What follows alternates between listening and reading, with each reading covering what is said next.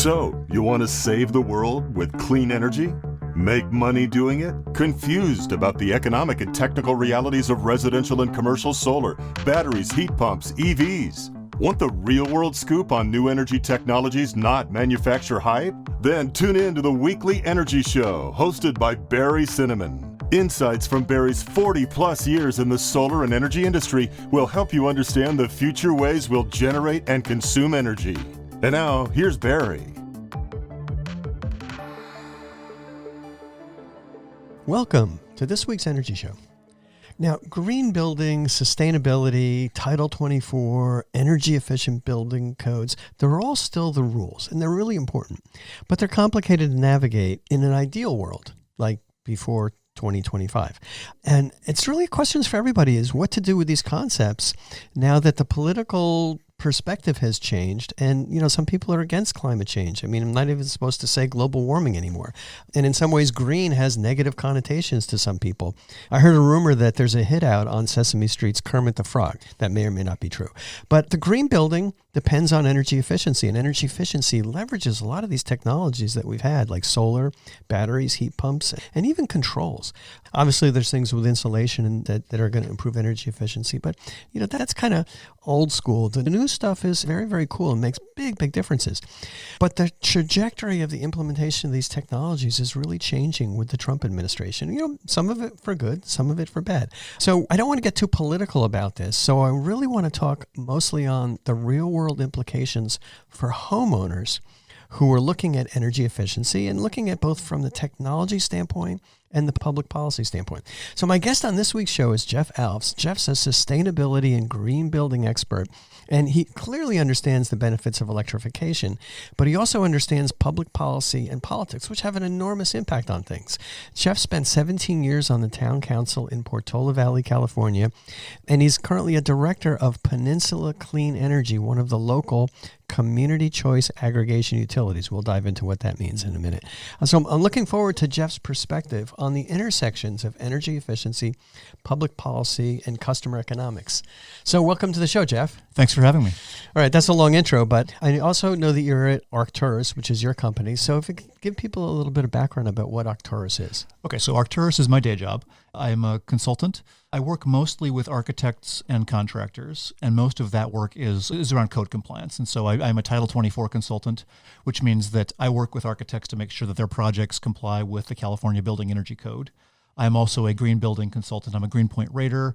I'm an ICC certified green building plans examiner.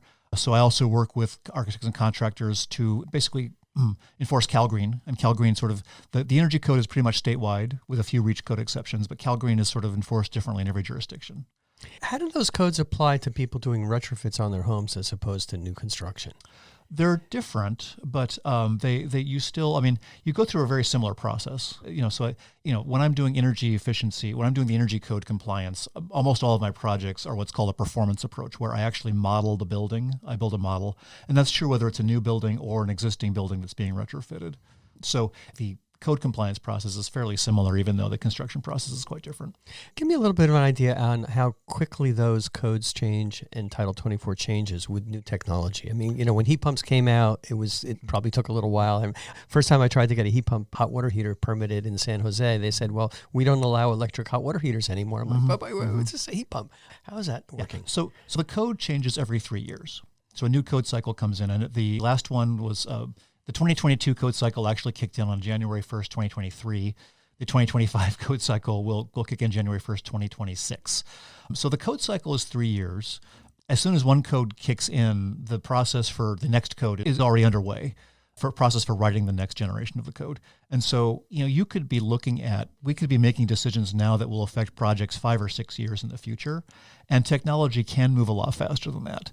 Now, that said, when I first started this, I've been doing this for about 15 years, and I can remember back to when, tankless gas water heaters were first introduced, and there was this huge backlash against them, and nobody wanted to install them.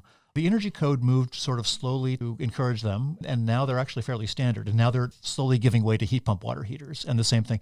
The energy code it's a 3-year cycle. It's always going to sort of lag technology, But the fact is we've watched, various things, heat pumps, mini splits, heat pump water heaters, all these things go from being these sort of alien, scary things to architects and contractors to becoming commonplace. Yeah, it totally makes sense. And we've had the struggles between heat pump water heaters and flash hot water heaters, electric hot water heaters. It's confusing. All right, so we talked a little bit about CCAs, Community Choice Aggregation Utilities. Tell us what those are and then how that fits in with your role at Peninsula Clean Energy. Okay, so CCA is Community Choice Aggregation. And so the legislation enabling it was coming from 2002. And so what's happened now in California is we've got approximately, I've lost count, but probably 20 or 25 different entities. Peninsula Clean Energy is a government-backed nonprofit.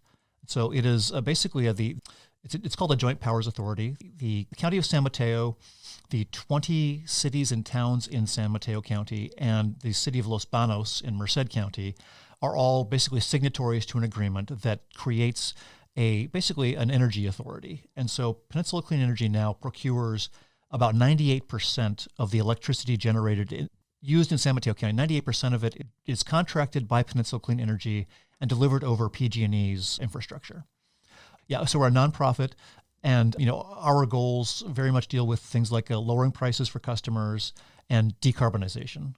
Yeah, I remember reading an article about how the utilities in California were so angry and offended and protective of their monopoly that they spent over $40 million to overturn that legislation in 2002, and they lost. But there's still those fights, and I know that when the CCAs came out, Peninsula Clean Energy, Silicon Valley Clean Energy, San Jose Clean Energy, the rates there were a few pennies less.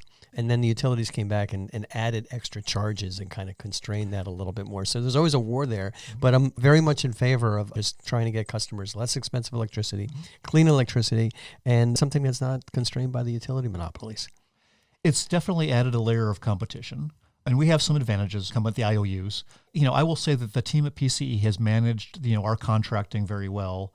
And we're not, we actually have a motivation to negotiate contracts sort of vigorously. PG&E takes their generation cost and passes it directly to the consumers and has actually minimal incentive to, negotiate for better contracts. They also have some legacy contracts that are really expensive, and they own some generation of their own, which is tremendously expensive, especially things like Diablo Canyon. It's a fine resource, it's baseload, but nuclear is very expensive.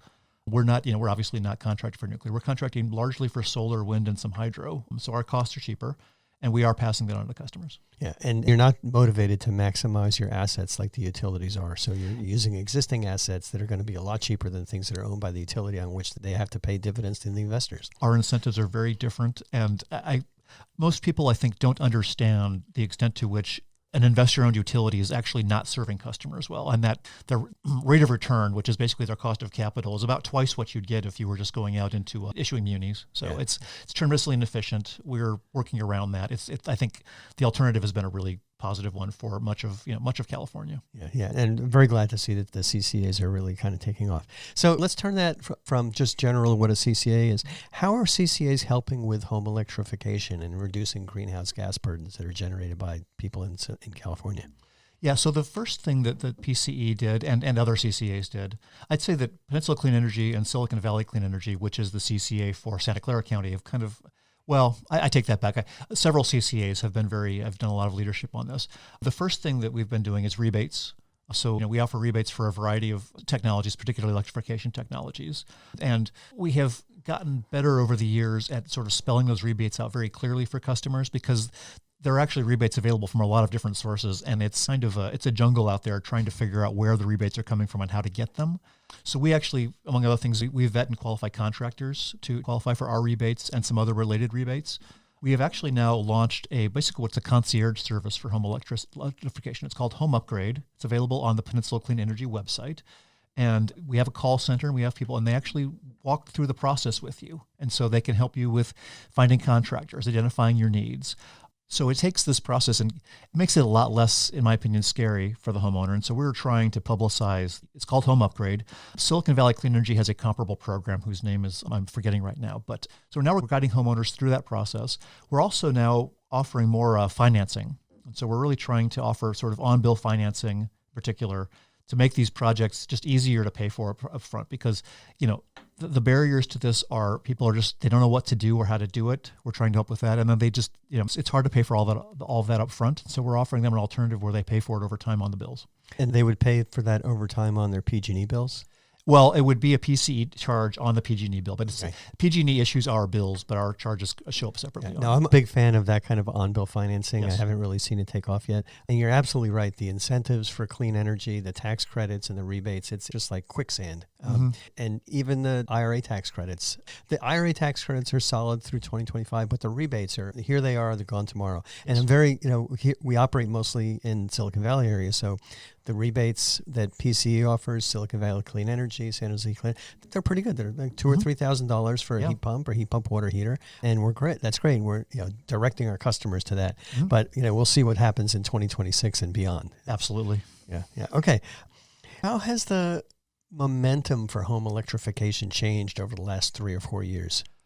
I got to say, most projects that I see, heat pump space conditioning went from kind of an exotic thing to becoming almost a default. So I rarely see anybody say they want I rarely see a new project, a new house, or even a major remodel where they say, I want another furnace. It happens, but it's become a lot less common. The heat pump water heaters, again, went from sort of this thing that people were a little scared of to something that's become pretty standard. Every now and then somebody pushes for a gas tankless, but still I'd say that in certain areas I'm still seeing mostly heat pump water heaters. So I think the technology has become a lot less, I guess, scary to both installers and homeowners. And so it's got a certain inertia to that.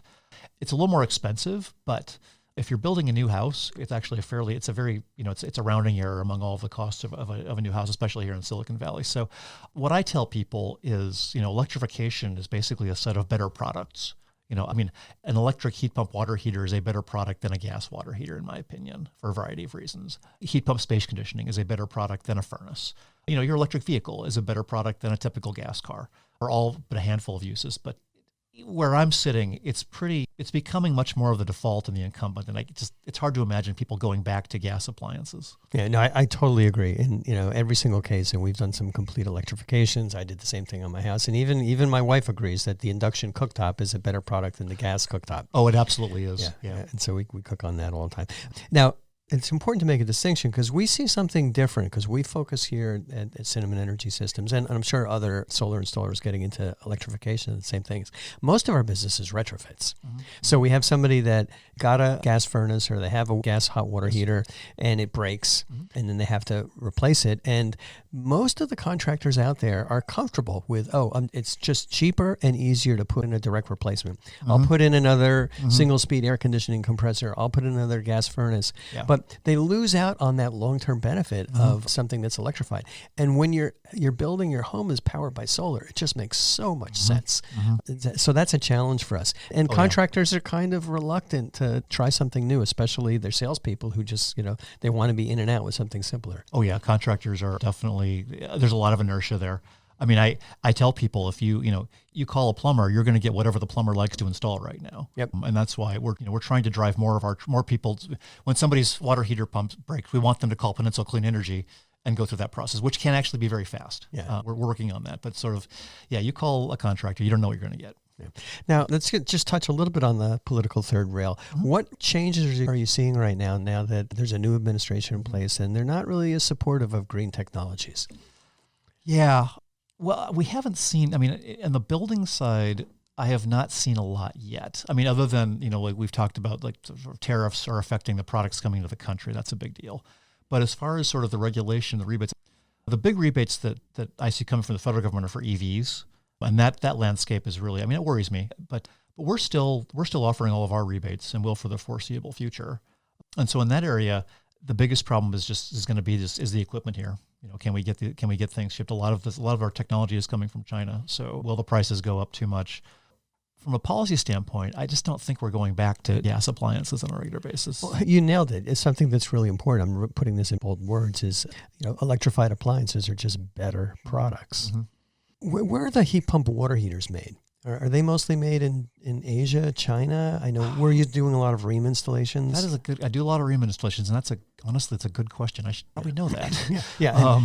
Yeah, I mean, as far as heat pump HVAC, we're mostly installing Mitsubishi. Mitsubishis are still manufactured mostly in Japan. Okay, yeah. Some of the others aren't, but and some of the others, I think Carrier might have a plant in Mexico. But it is really a challenge for us, and even for new construction. If somebody's building a home and their contractor's got a schedule and they got to put in the heat pump water heater or something, and if that HVAC system is delayed, that delays everything. Yeah, I'm seeing more Carriers heat pumps on a lot of projects. It used to be, if I saw a heat pump, it was Mitsubishi or Daikin, but now I'm seeing more Carriers. So which is encouraging to me that the sort of larger American manufacturers are sort of have joined the trend the way that, a lot of it was really initiated by the Japanese, but America is coming on board. And the fact that more big contractors or big manufacturers are doing it is always a good sign. Yeah. No, that's really good. Well, all right. So you mentioned financing. I'd like to drill down on that a little bit more. On-bill financing, absolutely terrific. Can you do on-bill financing for solar and batteries, or is it just for the HVAC heat pumps? I'm trying to remember if we're actually specifically doing that. I feel like a lot of that has gone through solar contractors in the past, but there's no reason why we couldn't, because, the same mechanism. It's going to run with the account or the property. That is a good question. I should know the answer to that. About a dozen years ago, I worked really, really hard with some people in Silicon Valley to get PG&E to accept on-bill financing. We went up to Portland Gas and Electric, and they had a program, which was great. Yeah. But the PG&E just basically put their foot down and says, we don't want to do any on-bill financing. The subtext was for something that's competing with our delivery of electricity. So that was kind of a dead end. But boy, if that takes off, for us, what's working really, really well are credit unions. It's basically, once again, a nonprofit, a little bit complicated, but you can fund a $100,000 project usually with them, which is going to cover the heat pump, the solar, the batteries, kind of everything at the best rates you can currently get. Interesting. I mean, with solar and batteries, I see a lot of power purchase agreements were the solution a while ago, but there's no reason why on-bill financing couldn't be an alternative to that. Yeah. On-bill financing is better because it's just fairer for the customer. The power purchase agreement's owned by a third party. There's going to be a lot of monkey business going on in the back, and it's really, really complicated. But just having a on-bill financing is terrific. Well, let's just kind of take a step back. What are you seeing the successes that the customers are having, and what are some of the mistakes that homeowners make when they start thinking about electrification? Well, okay, I'm a little biased here. I see a lot of oversized, or at least people calling out oversized systems where, somebody's calling for a heat pump base conditioning and they just haven't done a load calculation. And so they're getting equipment that, in my opinion, is far too big. And one of the things that I do is in the modeling also creates sort of load calculations. And so if at all possible, you should work with a contractor who can do room by room load calculations to make sure that you're getting the right size equipment. That's probably the one thing that I see is people, I think, in my opinion, are getting units that are just way too big, far more than what they need. And it's actually inefficient to have a unit that's too big because it runs half the time. Yeah, no, I've got a good friend, and before we started putting in heat pumps, he had a local company put in a heat pump for him, and it was in conjunction with the solar and the batteries that we had done, and it's just way oversized, and he's very uncomfortable. The blower goes on for like 5 minutes. His house gets hot, it makes a lot of noise. It draws a tremendous amount of power when it fires up, and then then it just cycles. Yeah. Whereas a properly designed heat pump system, and our sales process is oriented exactly what you're talking about. We got an expert. He's been doing it forever. He's a building sciences expert, and he's really trying to figure out what's going to be best. Sometimes it's good system, sometimes it's all mini split, sometimes it's a mix, and we really kind of drill down to that. But I have a heat pump in my house, and the thing is just like silent. It runs most of the time. The power draw on the grid, when that thing starts up, it draws only 1 amp. Wow. Whereas a regular air conditioner might draw 30 or 40 amps or more. And you'd be, right. Yeah. And you didn't even know the thing's going, and then it just kind of ramps up to whatever it needs. So it's really, really good. Yeah. I mean, the other interesting thing is, a lot of projects I see include panel upgrades, and people are upgrading to 400 amp panels. You can, in many cases, obviously do these things on even 100 or 120 amp panel. And so finding someone who's really, thoughtfully going to look at your panel loads and managing, the new loads so that you can do this, because a panel upgrade could be several $1,000s. And so if you can get somebody to this electrification without the panel upgrade, that's actually it's a big win. I'll tell you what the numbers are, because we do them all the time. The numbers for a panel upgrade in Silicon Valley, always in the $6,000 to $8,000 range. Okay. And that's for overhead wiring. And a lot of the cost is due to the fact that there's the coordination with the utility and the building department and rewiring things. And sometimes you have to move the panel because when it was installed, it was code compliant, and now it's not code compliant, so you got to move it 2 feet over. A lot of work. For above ground service, it could easily be $20,000 and take 12 to 18 months. Yeah. Easily. Yeah. And there's so many cases where we've, worked with customers and we follow all the rules. PG&E asks for a bunch of money up front. And then, contractors digging, and there's a half a dozen inspections even before the system's installed. And sometimes the inspectors don't show up and our costs go through the roof. So it's really complicated. So I like the idea of trying to stay confident that we can always do it within a 200 amp service. Yes. Sometimes, if you have a 100 amp service, it's going to be hard to run, an EV and a heat pump water heater. Yeah. But 125 is manageable. There's some new capabilities with battery systems that they can kind of manage those loads. Yes. But Yeah. 200 amp is, you can pretty much do anything unless you have a 5,000 plus square foot house. I agree. Yeah. Yeah. All right. What other things are working really well for homeowners? I guess, you mentioned the induction cooktops, and I see a lot more of them. And it's just hard to imagine going back to, where gas cooktops are the regular. I mean, even the people that sort of insist on gas cooktops, a lot of them, they get converted because it's a better product. I mean, turn on, boil water on your induction cooktop and then boil water on your gas cooktop and just roll your hands around the pot as it's going. And your hands will get hot around the gas fired, but you can put your hand within an inch of the pot on the induction cooktop and not feel anything. And that's because all the energy is going into the pot. That's the demonstration that I do for people when they Yes. want to see it. I take a frying pan, I put like half an inch of water in it. I put it on the induction cooktop burner. I turn it on, and within 60 seconds, the water's burning. Oh, yeah. Then I take the pan off, and then I put my hand on the burner, and it's just warm. Yeah. And it responds quickly. I mean, it actually responds quicker than gas in a lot of cases. And you're not poisoning the air in your house. Yeah. I mean, it's just sort of, people don't understand. I mean, you're creating formaldehyde, which is just a horrible thing to be breathing for your children or your pets to be breathing. Yeah. And it's easier to clean too, because I'm always making a mess. And it's just like, everything's glass. Boom, done. Yeah. Instead of kind of get the grease out of the corners and everything. Yeah. All right. Well, what about some of the comfort issues? Talk about how electrified homes are. I mean, we mentioned safety briefly, but what are some of the comfort improvements? Well, I mean, the heat pump is a properly sized heat pump should run basically all the time on the coldest day of the year, which means you're getting a steady sort of flow of heat. I mean, your furnace is going to kick out very hot air until the air in the house equilibrates to a certain temperature, and then it's going to stop, and the air is going to slowly get cold. The heat pump is going to be steadily pumping out a cooler stream of air, but it'll keep your temperature much more consistent, for one thing. I also just recommend that if people are doing major retrofits, they look carefully at their, just adding insulation, maybe changing a few windows, and also just air sealing the structure, because that will contribute a huge amount to comfort along with the system. It might even allow you to get a smaller system, which again will be both cheaper and operate more efficiently. Yeah. But heat pumps definitely, sort of that delivery of sort of just warm enough air constantly is a much better comfort solution than a blast of hot air every half hour or so. Yeah. Now, when we put the heat pump in, we also replaced our ductwork in the 50-year-old house, and the ductwork was mostly all accessible, so that worked out fine. Yeah. And when we turned it on, I couldn't even hear the system running. Oh yeah. It's just, and then it just beautifully controlled. We use it. We have a couple of Nest thermostats, and I can't recommend it highly enough. All right. Well, how did you get into green building in the beginning? In another life, I was a biochemist. Once upon a time, I had a PhD. Well, I still have it, but I used to actually use it. 18 years ago, my daughter was born, and I decided that I wanted to do something different with my life and something that would make the world just a slightly better place for my children. And about that same time, we actually started on a construction project on our own house, which ended up taking probably 2.5 years from design to the end.